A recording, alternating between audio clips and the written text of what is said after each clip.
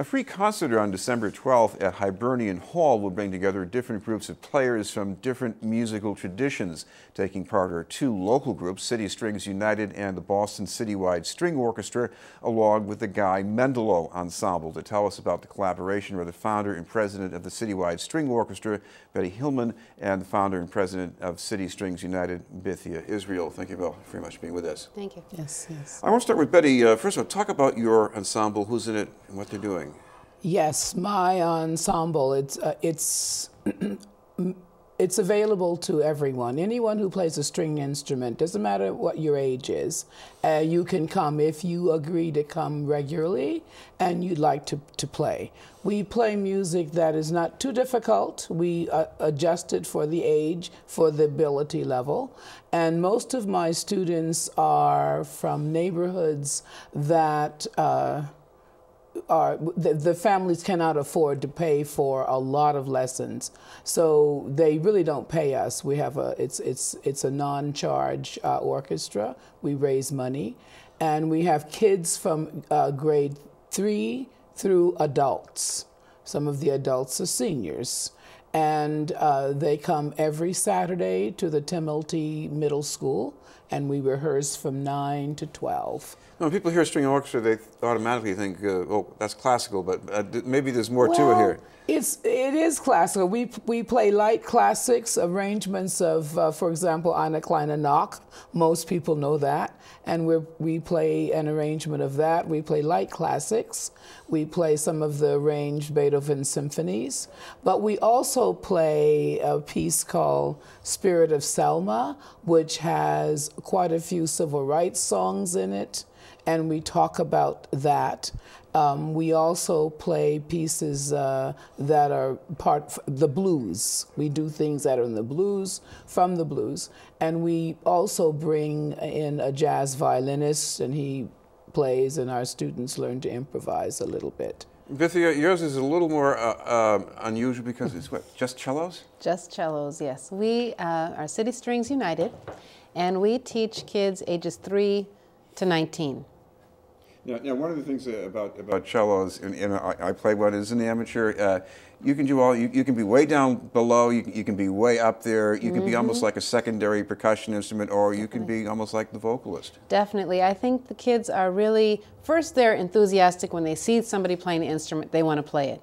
And then they realize that there's work involved, and then it comes to showing the kids that there's a whole variety of styles that you can play, so that keeps them involved. You can do popular music, rock, country, bluegrass, classical. So the music that we learn is just a variety as well, just like Betty's group. Well, we're going to take these two different kinds of groups and we're going to blend them with another musical tradition, the music from the Sephardic Jews of Spain and their diaspora. Right. And we're going to bring you an excerpt from one of these performances by the Guy Mendelow Ensemble.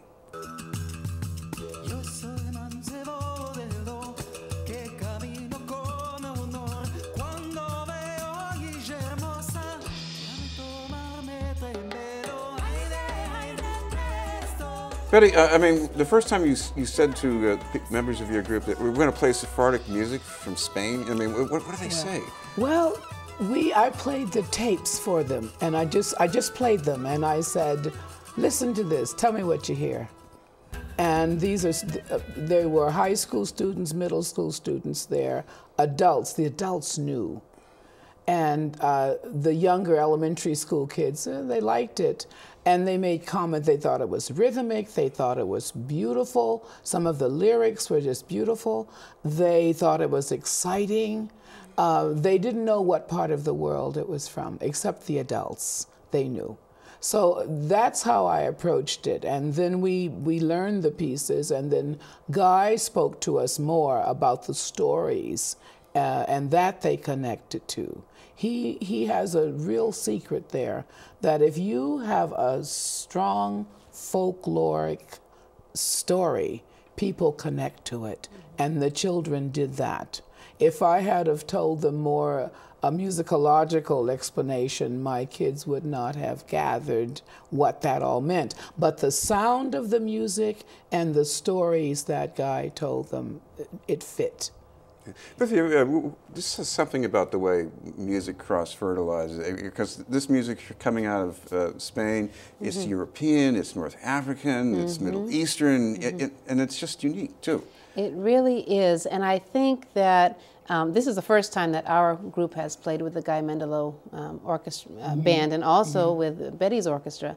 And seeing the brightness in the parents' eyes when they saw their children playing this this caliber of music, I think really just put it all together and made it make sense more, especially to their children, why we're practicing, because it prepares you to then plug into many different styles from anywhere in the world, and to sit down with people that you've never seen before and just make beautiful music together.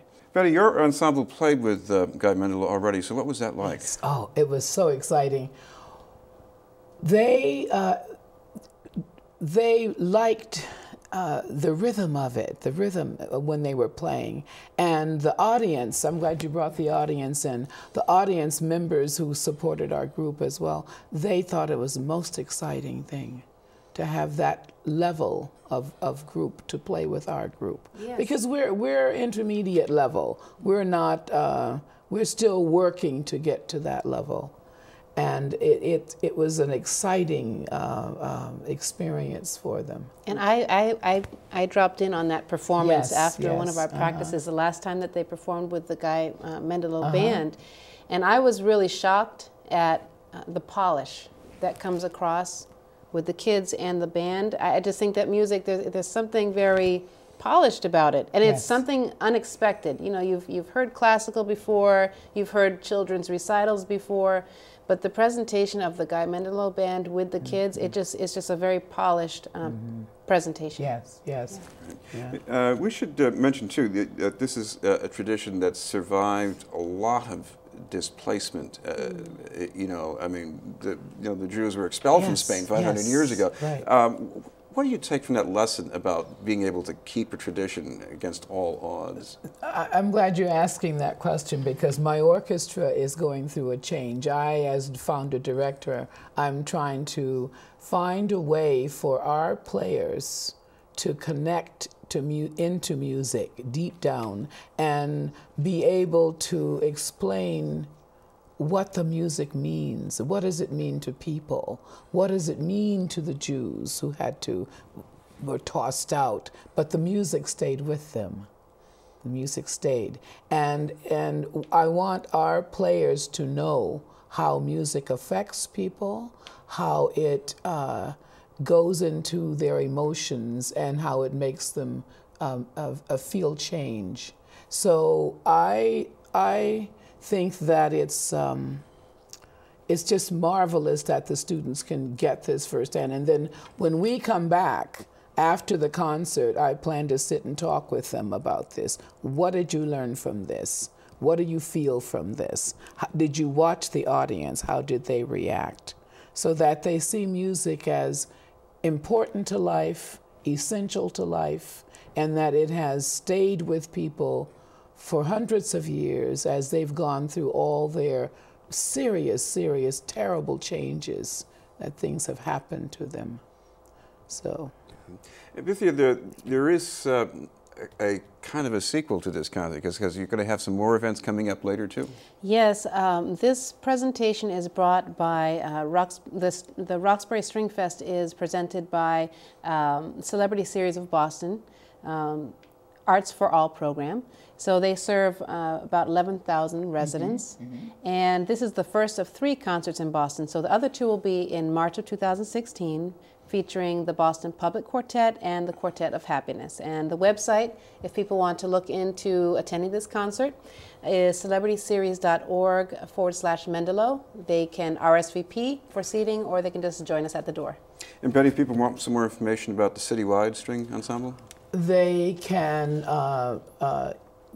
look up our website. The website is Boston Citywide String Orchestra, and it comes through the National Center of Afro-American Artists. They're my umbrella group.